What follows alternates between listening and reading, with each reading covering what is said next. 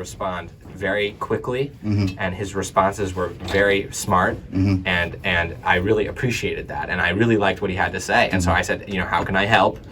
And that is when I met Mark. And then I was suddenly assigned something like... And then you were really corrupted. Yes. Yeah, all right. I mean, I was not expecting... I was suddenly assigned about 3,000 houses. Were you surprised when I dumped that all on you? Yes, because like I said, I'm 19. What qualifications do I have to do that? Except that, I have good shoes and I don't get tired. I mean, I take long walks, but other than that... And you're also very aggressive. Oh, well, thank you. But in a nice way. I mean, try. You're not offensive in your aggression. That's right. All right. You're solicitous, I would say. Thank you. You have that natural quality of being both aggressive but not offensive. It's really quite a balance. I try, and I've learned a lot of just plain old the art of interacting with people. All right. So when this process began for both of you, this is a question for both of you. All right. Toss it over. Did you actually think Andy Caldwell would have a chance of winning the primary? No. Oh. Here's a one. Yeah. No for me as well. Yeah. I had a friend that served. Oh, with the studio the dog dog. has entered the room. That's Jax. Hello. And he always comes in to say hello. Hello, dog. Hi, Jax. How are you? So you were saying, But anyway, Peter the Great. So my friend, he volunteered for the Freed campaign. And from what he told me when I told him that I was entering this was, well, there's not going to be a lot of support. Andy's not going to be able to win. But what I've seen just going out, interacting in the community is quite the opposite. So the week or 2 weeks that I've been involved in this campaign so far, and that I've been chairing the Mesa and Hope Ranch, I've seen a lot of support coming from people that I didn't expect. There have been a lot of what I would call closet conservatives. Closet conservatives. Yeah, the silent majority out on the Mesa. Yeah.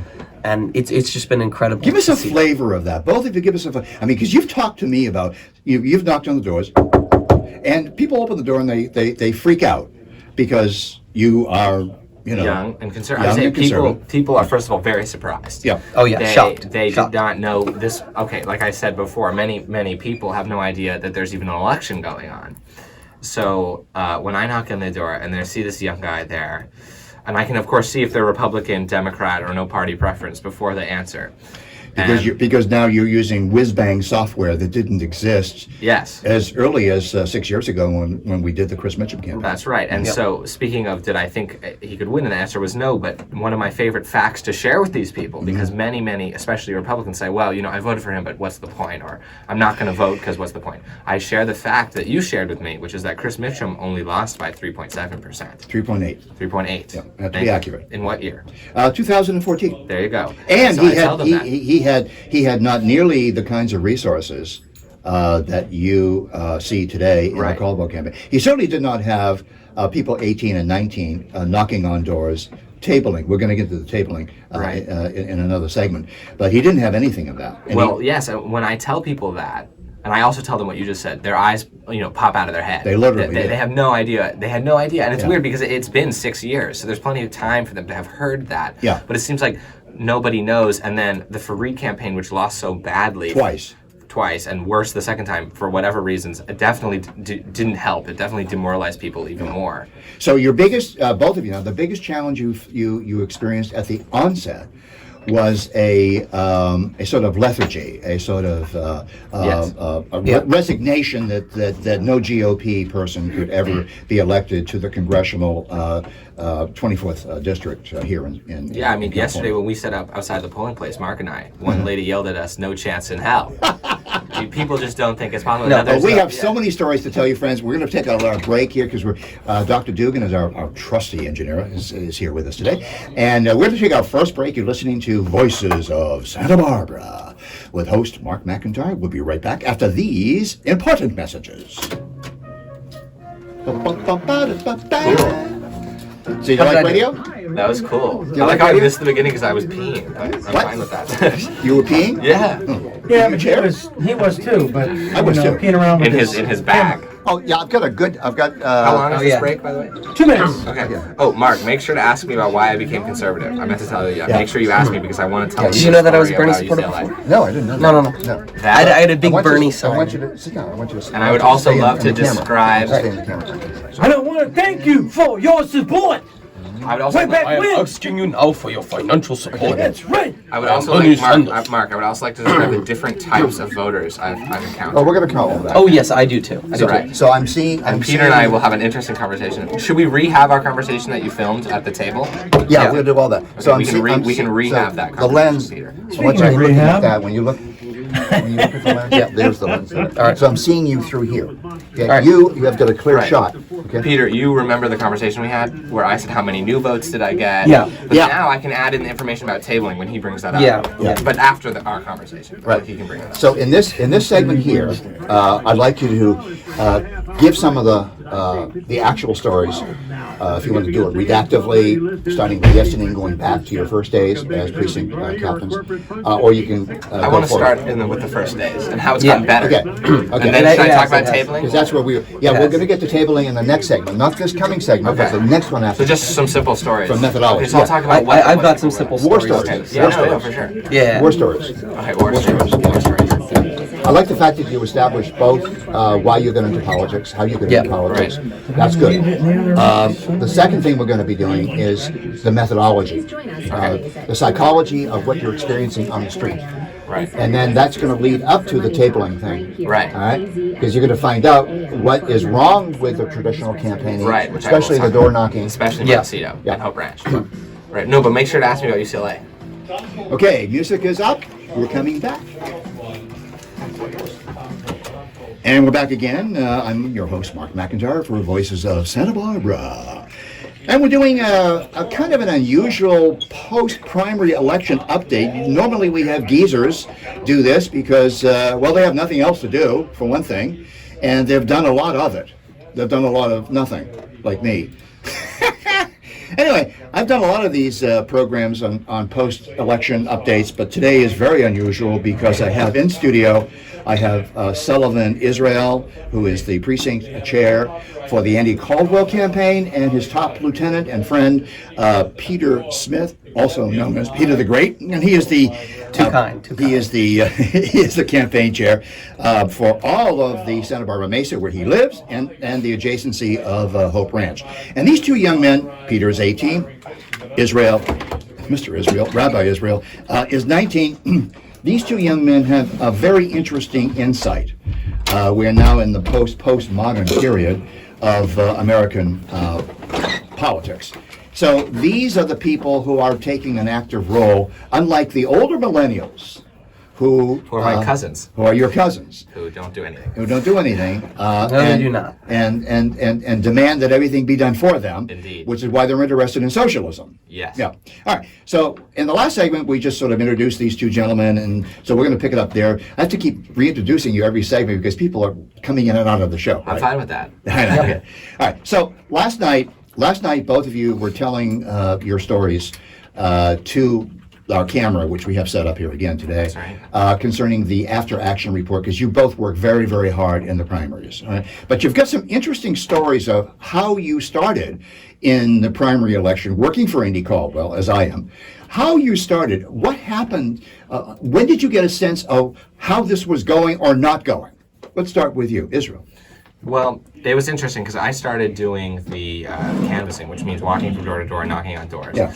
The first thing I noticed was, in terms of different types of voters, there were multiple types of Republicans. There were many who said, I voted for Andy. Thank you so much. That's absolutely fantastic. So I didn't need to really talk to them about anything.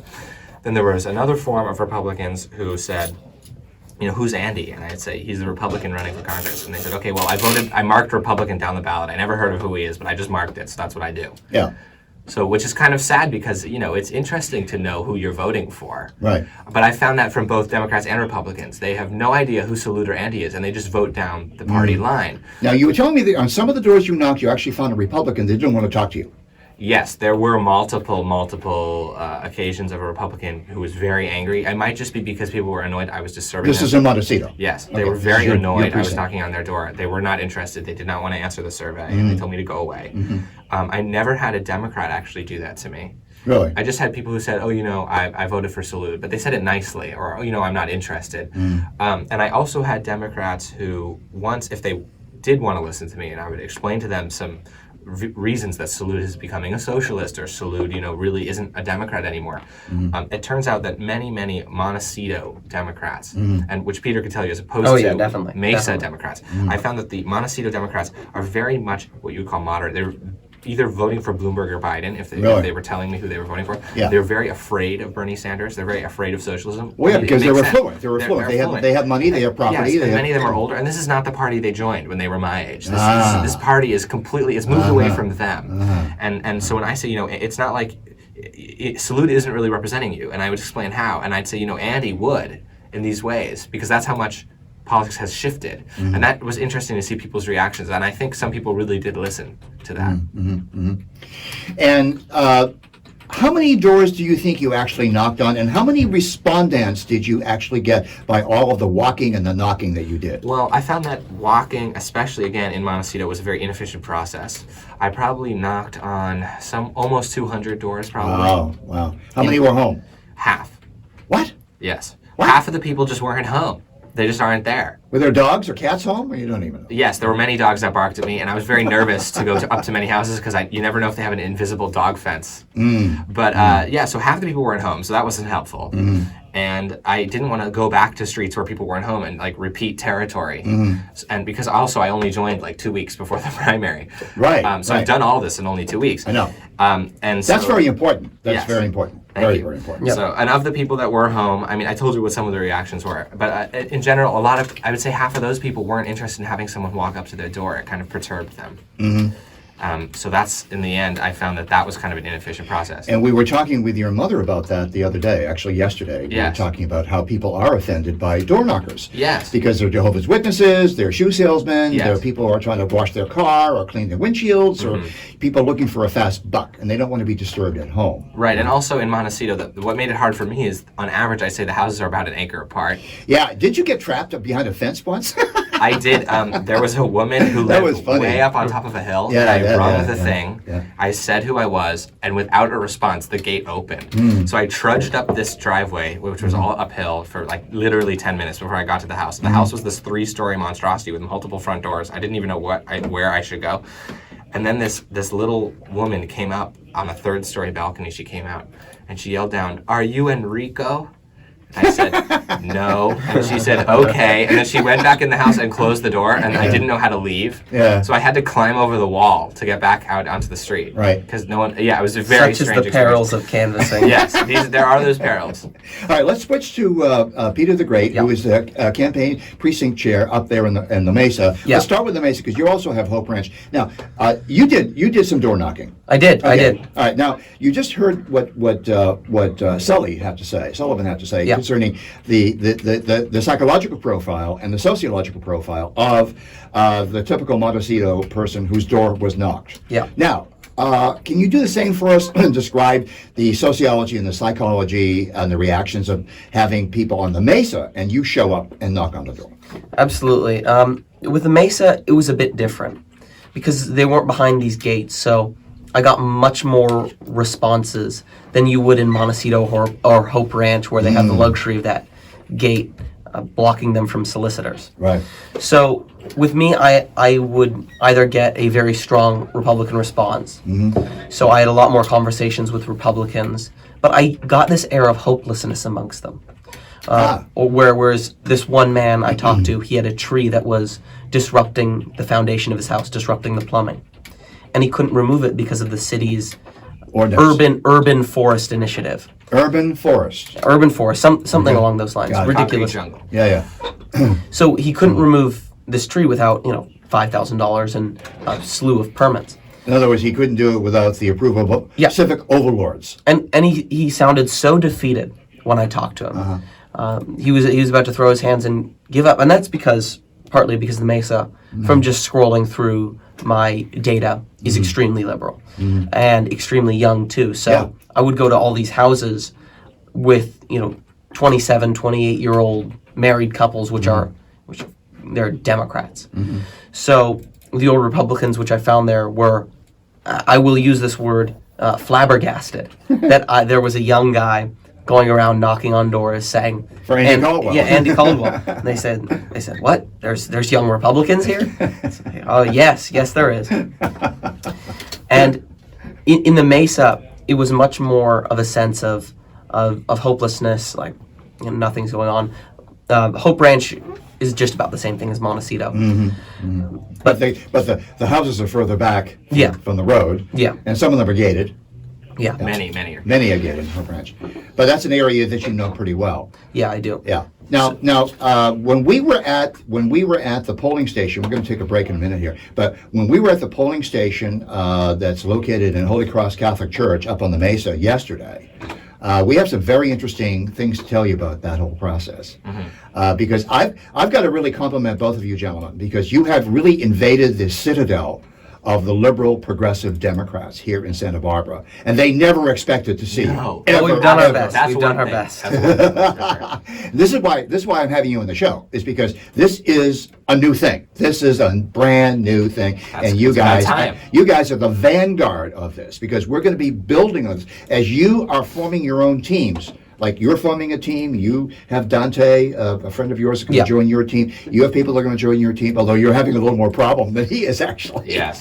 Because you're trying to team up some of the older people, aren't you? Yes. Yeah. Many of them are reticent. Yeah, they'd rather talk than work. Yes. Yeah, exactly. Anyway, so we're going to take a break right here, and we'll be right back after some messages. I am Mark McIntire, and this is Voices of Santa Barbara. We're going to give you a few election updates and numbers, so stay with us. Bye-bye.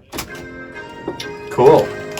Be sure you preface those numbers by saying, as of 10 a.m. Tuesday, March 4th. How long is this break? 2 minutes. They're all 2 minutes. I don't need to ask. How was I, Sully? How was I? That was excellent. Wait, so Could you hear me Peter, through your I telephone? can definitely hear you. So wait, if it's okay with Mark, of course. What? I want to talk about how many new voters we each thought we got, just like we talked about in the episode, because that was a great conversation. Yeah. But we should talk to each other, because we're only talking to Mark right now. Yeah, Right. I want you to get more into each. Yeah, and we don't have to I'm have long not on segments of camera. only each other talking. By the right? way, We should- I'm not on camera, but Right. please, Peter, cheat to camera. What I mean cheat is have your shoulders pointing to him, but looking like that. All right. Right. Okay, that's called cheating to camera. Hold Well, on. we should have Okay, a conversation now I can't see. about how many new Tuck voters yourself, we thought tuck we yourself got. into the table. Well, So we wait, need Mark, to deliver the numbers. We right? need to. Oh yeah. Tuck yourself into the then, table. Mark, we should have a conversation about how many new voters we thought we got, and then you should interrupt at the end and say, well, what about through tabling? Yeah. And then we should have more of a conversation. But I want to make sure. Yeah. More of a podcast. And we should talk, maybe next segment, we'll talk about the national elections. Yeah. Occasionally, look in the lens. All right. Occasionally. All right, Not all the time. Okay, This is going really well. Richard, Hey. it's going well enough. Let's go live for the last half hour. Okay, I'll flip this switch. There we go. Okay, you guys will be live now. Oh, we're in live? I didn't even know That is correct, dear. We're not That's the live. general manager. Yes, That was a test. Oh, wow. See if you were worthy. No, Can we get some air in here, by the way? Are you guys cooking in this room? I'm really hot. No. No. Okay. Got a I'll man. turn the AC on here in a Sure, minute. that would be great. I had to Turn on close the the door AC. because they were yammering out there, Right. and they don't seem to let's turn realize on that the this is AC. a radio station. That's the amazing thing Well, we to were me. talking out there, right? I know. But the previous host didn't mind. He likes that. He likes that on You don't think they picked up any of our background noise from that distance? Yeah, the profanity tea? was on the air, and I have to go back and edit all of those segments. That would be fantastic. Take some of that. Keep your voice. Okay, so Peter, I'm going to introduce the subject just like I did in Montecito about new voters. Yeah. How many new voters? And I'm going to talk about Get a dialogue going. All right, One here we time. go. We're going to start with the polling station. Okay, and then we'll talk about that. And welcome back to Voices of Santa Barbara. I'm Mark McIntire, your host for this very special post-primary election update. And the numbers that we're looking at are only preliminary numbers. They're semi-official preliminary numbers. And I'm looking at the Andy Caldwell campaign, of which my two guests, Sullivan Israel and Peter the Great Smith, are working very, very hard and in very new ways, which we're going to get into in this segment, very new ways of getting these things done. And we look at we're still holding that Salud Carbajal is 8.1% up in the votes that have been counted. Now, there are thousands of votes from GOP rich precincts that have not been counted yet. So this is going to tighten up later on. In any case, speaking of polling, yesterday Sullivan and I were at the Holy Cross Catholic Church up on the Mesa, which is really the district of Peter Smith. But we kind of stole his thunder. He was in high school. Yeah, he was in high Oh school. yeah, I was in English class. So. He was in English class. He's only 18. Peter is 19. I have to repeat that. But anyway, we were at the polling station. Now you pick up the narrative. I want you to tell the story of what happened to us when we set up a table in the street outside of the polling First of all, unit. Mark, let's make very clear that the law says you have to be 100 feet away from Yeah. that building. Yeah. We both counted with our feet. We were over 100 feet away. We were completely within our rights. It was interesting. There were some people that gave us a nice friendly honk, and we're very happy with their thumbs up. And then there were a few very angry, very annoyed people. There was a woman who gave us a nice, loud, fake laugh, Yeah. which Mark was able to respond to with his incredibly loud voice, shouting about the First Amendment. And there was another man who came out who said that what we were doing was, I think he used the word inappropriate. Well, he first said it was illegal. Shocking. Then I set him straight. I set him straight that it was perfectly legal. Yes. He said, well, nevertheless, if it was illegal, he said, nevertheless, it was inappropriate. Which, of course- Now, only a liberal would Yes. use the word Which inappropriate. I've experienced at UCLA, which is that they've completely twisted the dictionary to mean whatever Well, they I want it to don't mean. use the liberal dictionary. I use I my know. own dictionary. Anyway, so I shouted at him, and he went away in his white Jeep. Yes. But the woman who you first referred to, she passed by, she honked the horn, and she looked at Andy Caldwell's sign, and she said, "No way in hell!" Yeah, and there was another woman who And I said, you shouted must be after her. really desperate. And I shouted after her, "Read the Constitution." Yes. And the woman who said, you must be really desperate to have set up out here. In Yeah, fact, it's yeah. just the opposite. Yeah. We're the only ones setting up. Salud has nothing. There's nothing going on. I Well, have he seen doesn't no really have one. to, huh? I've seen no one campaigning for Salud and no table set. All right, now that's a good thing. I'll tell you the reason why. He doesn't have to. He's the incumbent. Yeah, That's true. He's got $1.5 million in the bank, right? He's got people working for him in Washington. He gets free television and free radio exposure.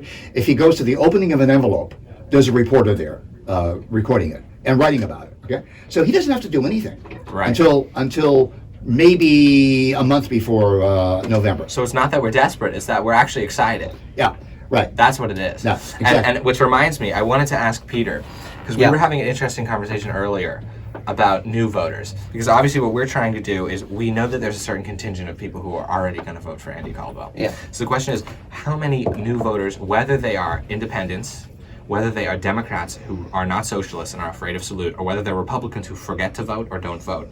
And my feeling about Montecito was that on all the doors I knocked on, maybe close to 200 doors, like I said, I feel like maybe I got around a dozen new voters. I mean, there were definitely a few people that stick in my mind who said, there's a Republican running? I thought they'd given up. I will definitely vote. And there were people who said, oh yeah, I forgot there was an election. Okay, but like I said, that adds up to maybe a dozen people. Yeah. Both Republicans and Democrats. And so I felt like, in that sense, I wasn't making a huge difference because there were, like I said earlier, there were all these Republicans who were already voting for Andy, whether they knew about him or not. Yeah. So what did you feel in comparison about the Mesa? I think in the Mesa it was much of the same thing. There were a lot of Republicans who were already voting for Andy. They were voting straight down the Republican ticket. Democrats, much of the same. And I even had a lady, I walked up and knocked on her door, and she yelled at me and she said, I hope they're paying you. I hope Andy's paying you. So that was funny. But it was a pretty... the Democrats certainly weren't happy to have me in the Mesa. Right. The Republicans, they were kind of sheltered, so but I felt the voting was already set. Mm-hmm. The biggest problem I ran into is, again, like you said, people just not knowing that there was an election, people not having heard of Andy, Right. people just not having done their research. Right. And so I informed a few people. I maybe got 5 or 6 new votes for Andy by just saying, hey, there's an election coming up. Here's some literature about Andy. What I would say is definitely the positive thing, though, because I don't want to make it seem like this is a sad situation. I will say what I did get that was brand new were huge numbers of people interested in helping the campaign. Because there were, like I said, all these scattered Republicans who were already going to vote for Andy, and they had no idea there was a way that they could Really? help. So I had people who say, I want to walk precincts. The other day, I was walking down Remedo, and this woman said, how can I help? And I said, well, why don't we start calling people right now? And then you came over, and we were in I her did. house, and It she was made very us nice. sandwiches, and we, for about an hour from her kitchen, used the phones with her iPads, and we called, I don't know, probably a few And hundred people. she's 82 years old. Yes, she Yeah. is. Yeah. Thank you, Tara Holbrook, if you're listening. But so it was things like that where I said, this is a scattered mass of people. There was that really nice guy on East Mountain who was also very interested in coming to events. And so that's what I felt. Even over the phone, I called to people that said, how can I help? And by the time I called some of these people, it was too late. It was, 2 days ago. Mm-hmm. And so that's what I felt like, not necessarily getting new votes, but getting these new people to actually be involved in the campaign was what made such a difference for me. I think it was almost the opposite. On the Mesa. Oh, that's so sad. Interesting. It is. From the Mesa, there were a lot of people that it's not necessarily like they didn't want to help. It's that they just felt like they couldn't affect change. Right. So in Montecito, from what I've seen working with you up there, a lot more people they had the time to spare, they could walk precincts, they were much more enthusiastic about making calls. But on the Mesa, because the Mesa is a younger demographic, maybe people's in their 50s, even to their 20s. People were much less enthused or thought they could help the campaign. Right. And I asked a few, I said, would you be open to helping? And they said, no. It wouldn't help. Right. And That's so interesting. That's the air that I felt. Right. So I think there's more walking around the excitement Mesa. in Montecito on that, which also There brings is. us to some of the newer methods. Yeah, we're going to spend the entire next segment on Yes. on the tabling thing. We're going to take a break in another minute, So stay tuned. you're very timely Right. in terms So of wrapping that up. But Thank you. but I think it's really interesting what both of you are having to say Right. here is that in many campaigns the campaigns themselves don't drill down necessarily to the bedrock of the psychological and sociological differences. Mm-hmm. For instance, a campaign in a big urban area where you have high-rise buildings and you have thousands of people in one building, that doesn't happen in Santa Barbara. Mm-hmm. And these little I call them micro-elections. There's a Right. micro-election on the Mesa. Yeah. Yes. There's a micro-election. I would even say that, for instance, Casa Dorinda is a micro-election. You've got a Where Casa I was Dorinda. chased out of Casa Dorinda, which is, according to my data, 80% Republican. Which would be, sure, you would and think. on the first 10 doors I knocked on, 9 of the people were incredibly angry that I was there. Yeah. They treated me like no one treated me anywhere else. They screamed at me, "Get the heck out of here!" Yeah, and then even called someone security. called security, and they were all Republicans. Right. Right. And the security said I had to leave, which according to Mark is technically completely illegal. I had every right to be there. You did, but you didn't want to create a bad impression on the candidate. Right. You did the right thing. You retreated. Right, and so You I think retreated. that's a not a microaggression. No, A micro-election. microelection. So I don't know if I lost those votes or if those people aren't going to vote. It was hard to tell because there was no enthusiasm. Yeah, I can you tell only that. knocked on 10 doors. Yeah. Anyway, we're going to take our next break, and in the next segment, we're going to drill down into how these two gentlemen, based upon what you've already heard, actually have come up with a really good idea about how to improve the Andy Caldwell campaign. And this is an open source. If Salud Carbajal wants to put a table next to us, hey, lovely. We'd boy. The more love the to do merrier. that. Yeah, The more yeah, the yeah, merrier. yeah. So Peter, Yeah. the way I feel about Montecito is this. I feel that there are a lot of Republicans in Montecito, surprising numbers. But in terms of how many brand new votes have I gotten? I mean, there are definitely some people. I met multiple Republicans who had no idea Andy was running. Said, "Oh wow, I'll definitely vote for him. I didn't know about that." I've met a lot of Democrats who hate Salud, and they'll say, "Oh yeah, I'll vote for Andy." But that adds up to, I don't know, maybe a dozen, 2 dozen people. Yeah. I would say the rest of the people that I've talked to have either already voted for Andy in terms of Republicans or planned on voting for Andy. I did remind them that it was on March 3rd, though. I felt like a lot of people had no idea the election was on March 3rd. So I definitely reminded them. But in terms of new votes, like brand new votes for Andy, I don't know how many of those I got. So what I'm wondering is the Mesa different? How's the Mesa in comparison? So the Mesa has very much a sense of the Mesa is like a very much sense of but it's the truth. When the white colonists a lot of Republicans just don't know that there's a chance. Right?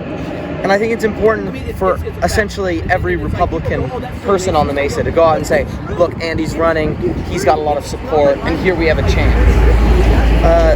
The Mesa, there were a lot of Republicans that said, you know what, I'll take this into consideration, I want to read, which is really good because Andy definitely is better on paper, 100%.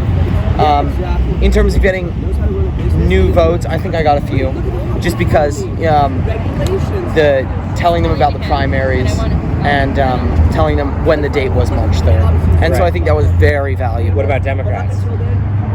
Were they Bernie people? Could you tell, or On the Mesa, most Democrats are Bernie people. So I didn't. Okay. I didn't Very go. different from I Montecito. intentionally didn't go to a lot of Democratic houses. yeah? The demographic from like 60 years old, younger is Bernie. Okay. Very different from Montecito. Very different from Montecito. Yeah, most people are.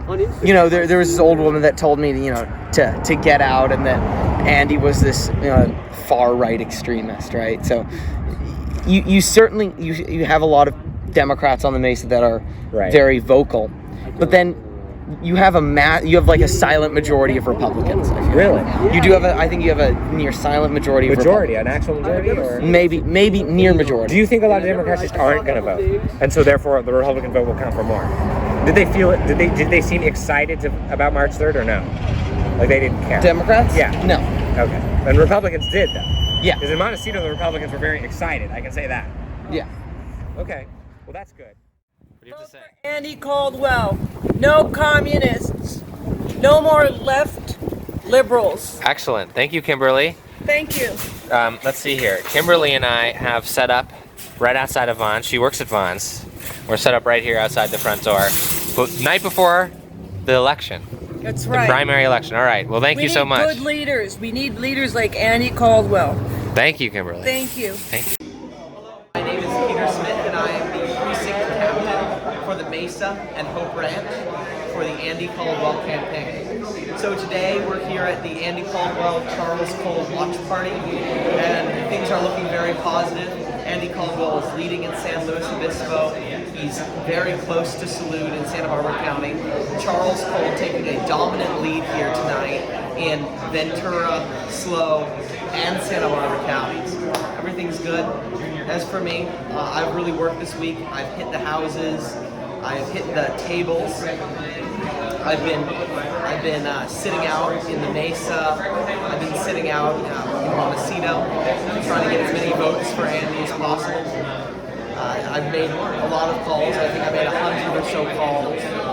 People seem very enthusiastic about Andy Caldwell this week, and I think the polls are showing that. I think we're really getting a lot of good voter turnout, especially from Republicans in the early stages. So this is all looking exciting. So this is Peter Smith, precinct captain, signing off. Hello, everybody. I'm reporting here from the election night watch party for both Charlie and Andy. We've had a great night. Things, as you can see, are winding down a little bit, although there's still some dedicated followers closely watching the TV behind me. I'd like to do my after-action report for this beautiful, beautiful primary election day. We started the day off. Mark and me, we went to a polling spot on the Mesa, the main church near Lazy Acres. We set up at the legal 100 feet distance from the beginning of the building of the voting polling place. It was quite good. We had a number of positive honks. Everybody who went into the polling place saw us sitting there. We did, of course, have a number of angry people, but Mark dealt with them with his incredibly loud voice. And we told some people that it, in fact, was legal what we were doing. We then went to Vaughn's Montecito for the second day, which was a beautiful showing. We were there for approximately 4 hours. In that amount of time, we saw, in other words, 700 people, plus people, actually walked within 10 feet of our table because we were right in front of the front door of Vaughn's. Of those 700 something people, we personally spoke to at least 50 or 60, all the way from a short, have you voted yes, to who did you vote for, to very enthusiastic people about Andy. Of all the locations, I really do think that Vaughn's Montecito, being there a second day, proved its worth. Because walking precincts, I was able to get to about 40 houses in 3 hours. Half of those people weren't home. That's maybe 40-something people if there's 2 people per house. We were seeing 35 people every 15 minutes. I also feel like at Vaughn's, there were at least 25 to 30 people who we convinced to vote for Andy. They either didn't know there was a primary election. They knew there was an election but weren't sure what a primary was. They knew there was an election but didn't know who they were going to vote for. So we actually garnered new votes, which is something that I feel like I didn't really get. I might have gotten 2 or 3 walking houses, but this was the first time where I really felt like we made a huge difference, truly convincing everyone from young college-age people to older people who just weren't very involved, weren't planning on voting. last we came here to this beautiful watch party, everyone's been super enthusiastic, and it's been a wonderful thing. Andy is doing very well. Charlie is doing incredibly well. He is ahead by many, many points. Hopefully it will stay that way. Luckily, Kathy Murillo and Abood, who are some of the worst candidates, are doing quite poorly, especially Murillo in Ventura County and in San Luis Obispo County. She's way at the bottom of the list. And so we're very happy about that. So once again, this is Sully Israel signing off for the Andy Caldwell campaign from the election watch party for Andy and Charles.